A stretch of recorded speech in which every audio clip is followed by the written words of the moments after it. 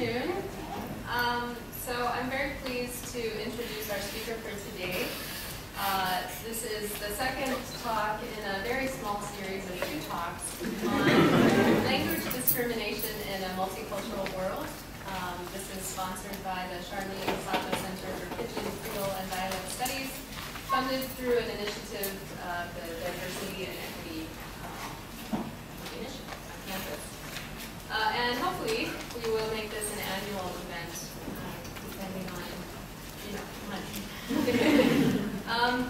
I'm very pleased to introduce Dr. Rosina Lippy-Green.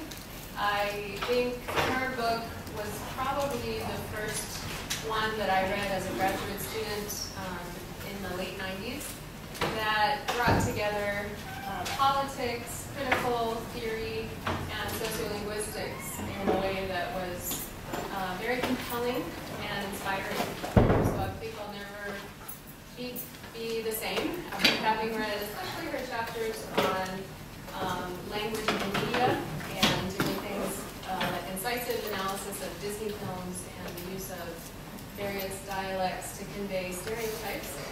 That made a big impact on me.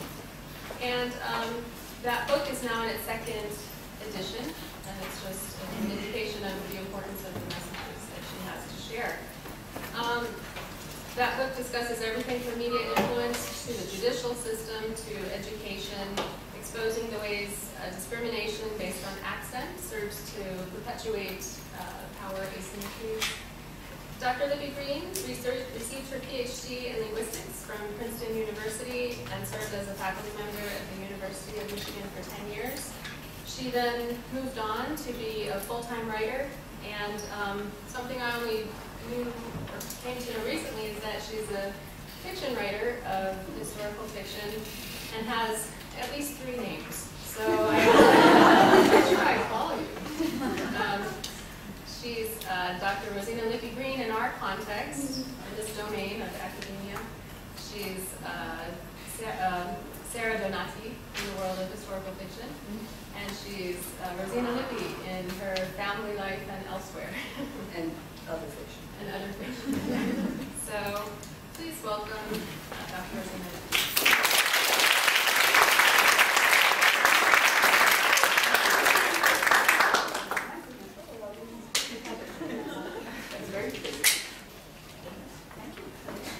Well, thank you for that nice welcome.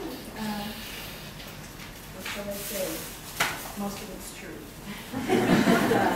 So, let me talk to you today about, it might seem a little bit, it's not a tossed salad. Hold on, and you'll see that there's a theme here. So I'm just going to, these concepts are probably familiar to all of you, but maybe not to all of you, so I'm going through them quickly. So the variability in language, all of these changes, variation in language is not random, not random, almost always emblematic. We know that we have seen over 50 years of study that variation in language conveys information about the speaker, which in turn helps to establish social relationships. And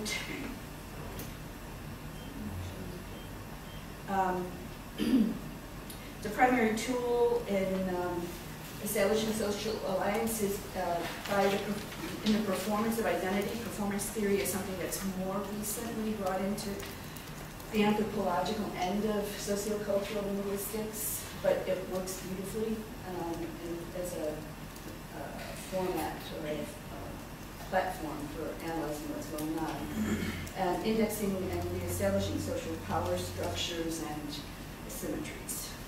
So,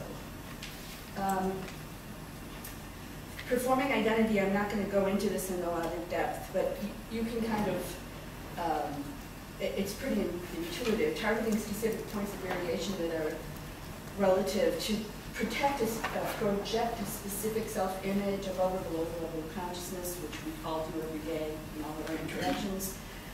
Framing is a term that's used for more deliberate projection of a particular set of social characteristics. And we do this to align with specific language communities or distance ourselves from them. So a targeted speech community is, of course, speech community is identified by constellations of social characteristics and identified by bundles of language variants. And these are just some of the millions and millions of them for the American English-speaking world. We have, and each of these could be further divided. There are, speech communities that distinguish themselves primarily on the basis of religion, such as Hasidic Jews in Williamsburg and Brooklyn. African American could be divided into, I don't know how many different. There's studies of categorical differences in rap on the West Coast and the East Coast, for example. Fishermen in Martha's Vineyard, Portuguese at Fox Point in Rhode Island. It's just wherever you go, if you look hard enough, you will see how people group themselves. Oh, sorry. Now, the standard English is there like sticking out like a sore thumb, and the asterisk is there because, and I borrowed that from syntax because because it doesn't really exist. It's that concept in the mind that's associated with a certain set of social characteristics, the empowered, people with, who consider themselves to be superior.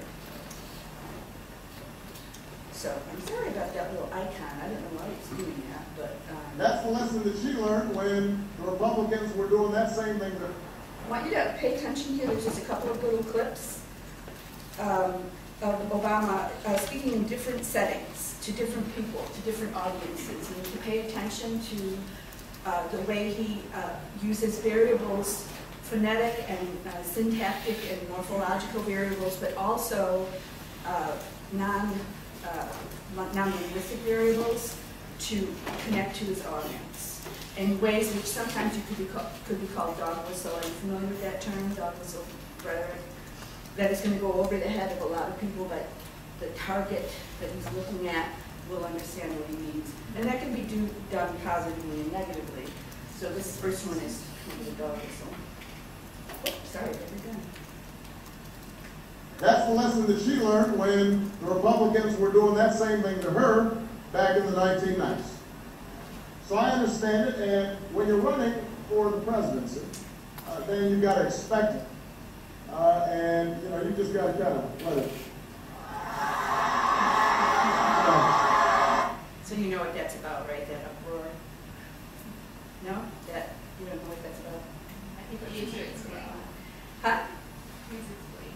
Explain. I can't remember the name of the song right now, but there's a rap song about brushing it off, and the video of the rap song, that gesture is made. He's talking here about being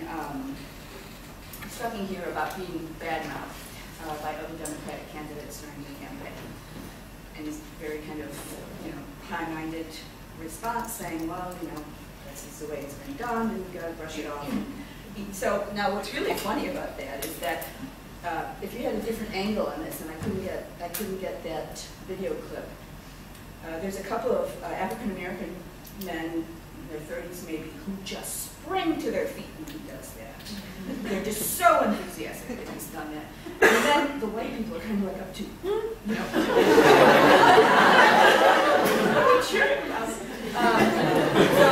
they didn't get it, but they see that somehow other people got it, and then it's a good thing. So that's the lesson that she learned when the Republicans were doing that same thing to her back in the 1990s. So I understand it, and when you're running for the presidency, then you've got to expect it. And you just got to kind of let it.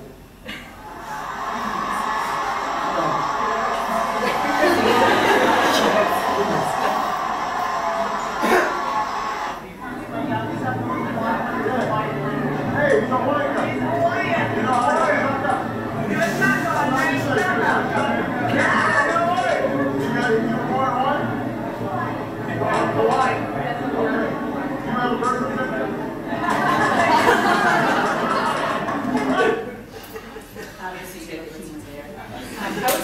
clips of him interacting with small groups of Hawaiian. It was not easy. It was the best one I found. At least you can see how very much at ease he is. Nothing else. Did you catch anything of what he said clearly? Yeah. I wished I could have.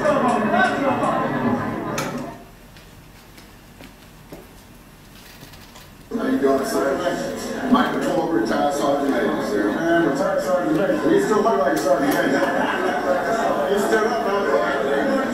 I just want to say, sir, I wanted to, all my tours, I wanted to always shake the hand of the next president and the man that's voted against the war.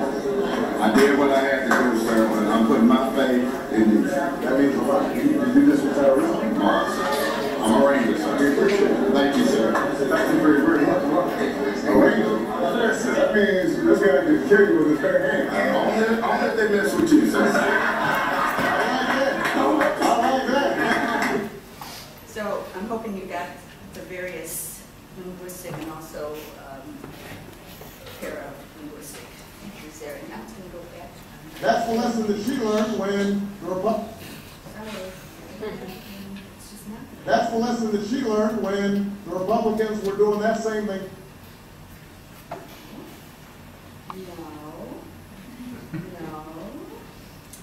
It's not showing me the thing on the screen, and I'm not sure how.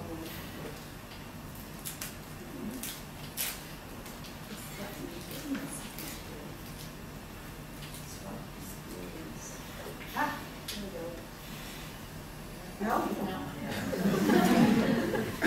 That's the lesson that she learned when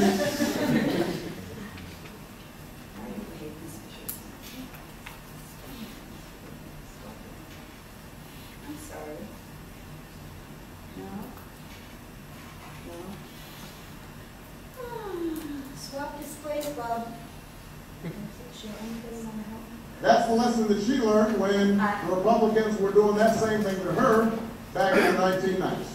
Can you tell it to So I understand it, and when you're running for the presidency,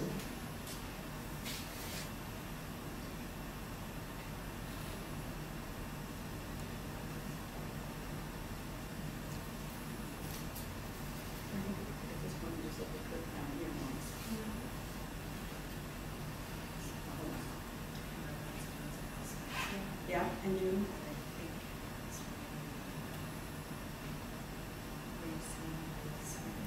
I was seeing the two screens, but on the left side where I was supposed to be seeing what you saw, I wasn't.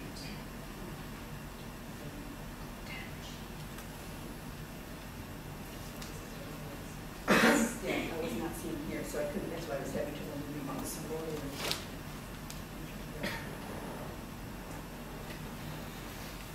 All right. That's all right. I'm not going to be able to stop it. I'll just keep it going. that's the lesson that she learned when the Republicans were doing that same thing to her. So, you're going to see a couple more clips of him talking to different kinds of audiences. And so the barbershop that was in South Carolina during the campaign, and that was an all-black audience in a barbershop, which is a very, very specific kind of speech community. And his body language was very specific, and also his morphology changed. In Hawaii, we can't really hear what he's saying, but I get the sense that he's at least trying to remember what it means to sound. Anybody know if he can handle any pidgin at all? Can't? No. There's no way to know these things, obviously. I had these kind of fantasies about sitting down in the corner of the family room when they're having their Thanksgiving dinner, you know, and listening to them talk so you can really hear what they do in a normal situation. But I haven't had any luck with that. I'm going to skip ahead to this next one. Okay. This will be taking too long. Okay, so you've got this linguistic push-pull thing where they do walk over the double consciousness in the 1900s. Geneva Smitherman, I think, was the first one to use the linguistic push-pull terminology, and this idea that you have to submit to subordination or you have to stand with solidarity. You have to make a choice between those two. And so if you don't want to make that choice, then the powers that be will enforce upon you the importance of doing that, and then use measures that discredit or demean you or the group that you belong to, by focusing criticism on arbitrary points of grammar usage. So, acts ask. Everybody knows about this one.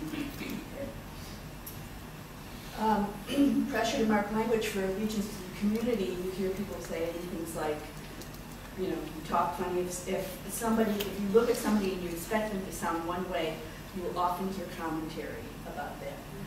And here, for example, half black, half white. And because of that, we find ourselves particularly adept at lying. Because on a daily basis, we have to adjust our blackness. Yes. You know what There's many reasons we do that. I mean, to terrify white people. Yes, that's one of the main reasons. Because I mean, you know, with the way that we sound, the way that we actually talk, we're not intimidating anybody. Oh no, we sound very white. We sound whiter than the black dude in the college acapella group. Oh yes, we sound whiter than Mitt Romney in a snowstorm.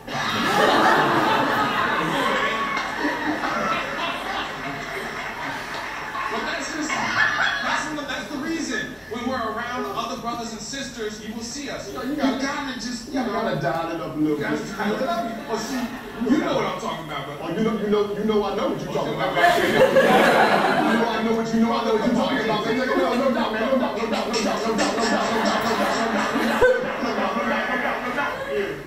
Because you never want to be the whitest sounding black guy in a room. You put 5 white sounding black guys in the same room, you come back in an hour, it's gonna be like Lady Smith Black Mambazo over there. I wanted an A, you know? I wanted to be smart. I wanted to be the person who had the right answer. And I didn't care whether it was cool, because I remember there were kids around my neighborhood who would say, oh, you talk funny. You talk like a white girl. I heard that growing up my whole life. I was like, I don't even know what that means, but you know what? I'm still getting my A. Was she talking like a white girl there? No. She was definitely not talking like a white girl there. She was bringing in all the intonation and body language. So you can see that there was probably a lifelong push-pull here. And she clearly moved towards the subordination end of things because that's what she wanted to be and that's what she wanted to do in order to achieve her goals. But it's not without cost. And the only other time, and I don't have this on video, but Samuel Lee told me about, she was speaking to a group of college students who were primarily black, and she said to them, I'm going to do like my husband do now. And then he said that's the only time he has any documentation of her using any kind of African-American terminology. But you know, if you got to sit around that table at Thanksgiving afterwards, and they're telling stories, and they're, you know, you're going to hear more. And what that says to me is that this is a person who has to hide part of herself in the public eye. All right. So now if we look at the election, when you're looking at candidates, you're asking, who are you? Right? Who are you to me? What can you do for me and mine? What can you do for the country? And up until 2008, there were some things that we knew without even looking, right? That we would be looking at white males, upper middle class, and positions of authority. That was the expectation. There was no other expectation. Over the last maybe 30 years, every once in a while, there was a little blip. You know, Geraldine Ferraro, nobody took that seriously at the time. But generally, anybody who's going to make it to the actual ticket was going to fulfill these characteristics. So 2008 comes along, and we all had to rethink what it meant to have a candidate in front of us and who that person might be. And the distinctions here were race, obviously, sex, and class. For all three of them, although class really only shows up, and you'll see in talking about Palin and the media reaction to Palin. I think of all the stuff we look at, the Palin is most interesting because it's the most unusual. And nobody's really looked at it, as far as I can tell, very closely from sociocultural variation.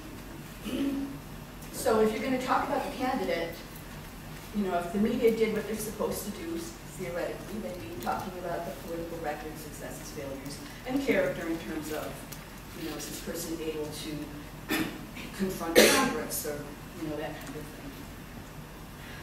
But even when they're trying to do that, other things sneak in. So you have Jeff Davis, Republican, this was in 2008, using the word boy, which I still, to this day, wouldn't you love to have grabbed him by the lapel and said, what the hell were you thinking? You know, even if it was in your head, well, you're a politician, you know better than to say what you're thinking. So even the U.S. Supreme Court decided in 2006 in Ash versus Tyson Foods that using the word boy was in fact evidence of discriminatory intent. So I guess he could have sued him, but I don't know. Then we have Jonathan Capehart, who's an African-American journalist, writes for the Washington Post, and he was appearing on Daily Joe, which is a morning talk show in 2008. And this is fairly early after the nomination went through. And he uses some pretty loaded terminology, uppity, for referring to black people in this, it's almost as bad as boy. And it's particularly shocking because of his own background. But almost nobody noticed it or said anything about it. Now, this is in a clip. Note under reports what it says. This kind of thing goes on constantly on Fox News. And it goes on so constantly, it's kind of hard to believe that it's always accidental. So then, okay, so we talked about the candidates, and their Fox News was always trying to draw a connection between Al-Qaeda and the president. They also talk about the way the candidate talks. Now, this is not new. This is about President Roosevelt in 1937, that a female critic, I guess she called herself, a journalist, confronted President Roosevelt, who refused to concede that he had used background. It's kind of amazing to think. I mean, it's not amazing to think that people were using language in this way back then, but it's amazing to think that it was picked up by the media in this way. In her letter, she asked, "Did you learn to talk like that way at Groton or Harvard or where?" This is a serious insult. And the media reported on it, and of course Roosevelt did not comment. But it's the earliest written example I've been able to find of what's the implication here? That he is not the person he projects himself to be. He projects himself to be an educated man, but in fact he's low class. So this has been going on even more recently. This is an ad from the way it appeared on the television screen. I remember this. I'm sure a lot of you do. Support the United Negro College Fund. Mind is a terrible thing to waste. And was this in the 70s? I can't remember. Dan Quayle, who was infamous for mixing things up, said, "What a waste it is to lose one's mind. Not to have a mind. It's being very wasteful. How true that is." In '89, it was pretty late. And this was reported in every major newspaper and every channel. So why was this reported? What do you think? Why would this be reported? It's funny, right? But generally, you don't see the media making fun of middle class or upper class white men, even if they have a strong accent. You don't hear it. A couple of politicians do get picked on because they have faux pas. I'm not really sure what to call this. What would you call it? Word participation. Yeah.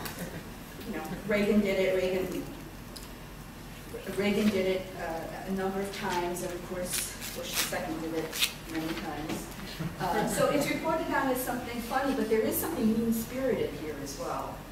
So it's just interesting to compare how the media reports things like this to the way that they handle issues of race, class, and gender.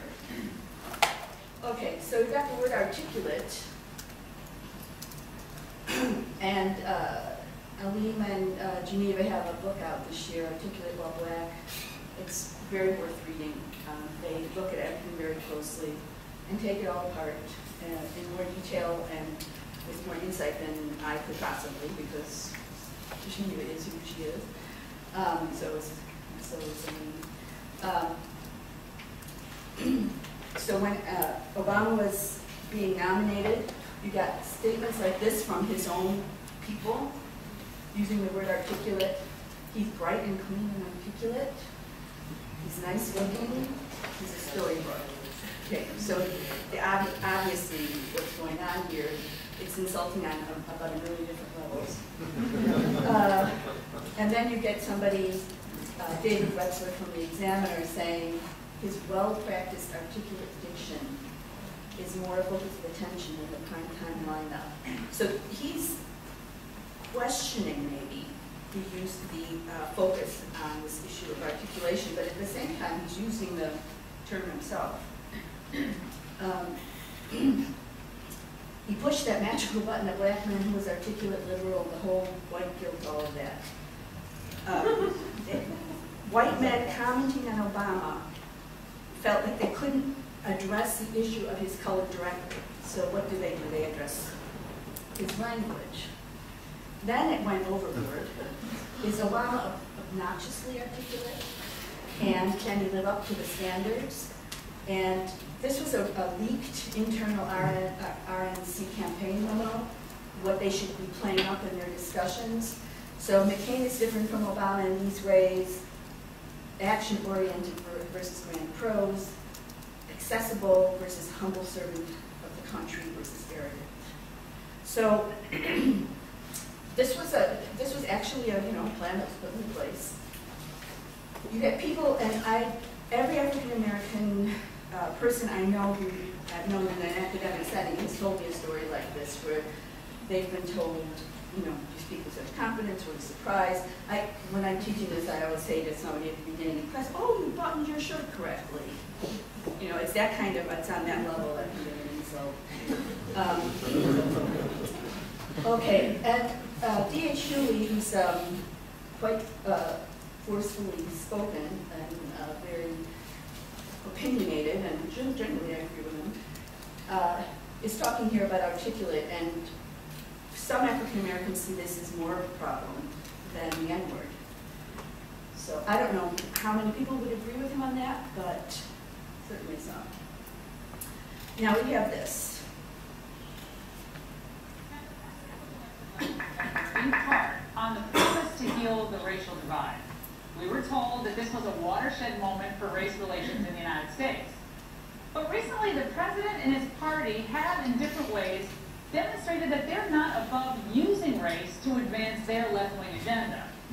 Last night, President Obama spoke to the NAACP and channeled his best Jeremiah Wright accent. If John Lewis could bring billy clubs across the bridge, then I know young people today can do their part to lift up our community. If Emmett Till's Uncle Mo's right could summon the courage to testify against the man who killed his nephew, I know we can be better fathers and better brothers and better mothers and sisters in our own families. Now, why does the first African-American president feel the need to affect an accent that he clearly does not possess? Or is that the way people speak in Honolulu? It takes an attempt to pander to an audience that already supports him.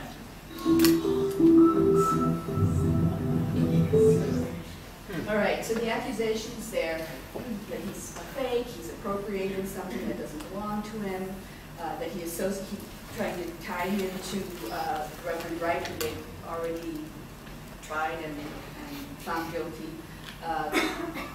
They question his origins. He's exotic and privileged. They question the fact that there might be African Americans in Hawaii who speak African American English, and they accuse him of pandering. So it's pretty much the full. Now, that's about race. Now let's look at gender a little bit. is a very well-to-do, upper middle class kid who went to the best schools, has a stellar career behind her, speaks articulately, and and with great passion about many things. It doesn't seem like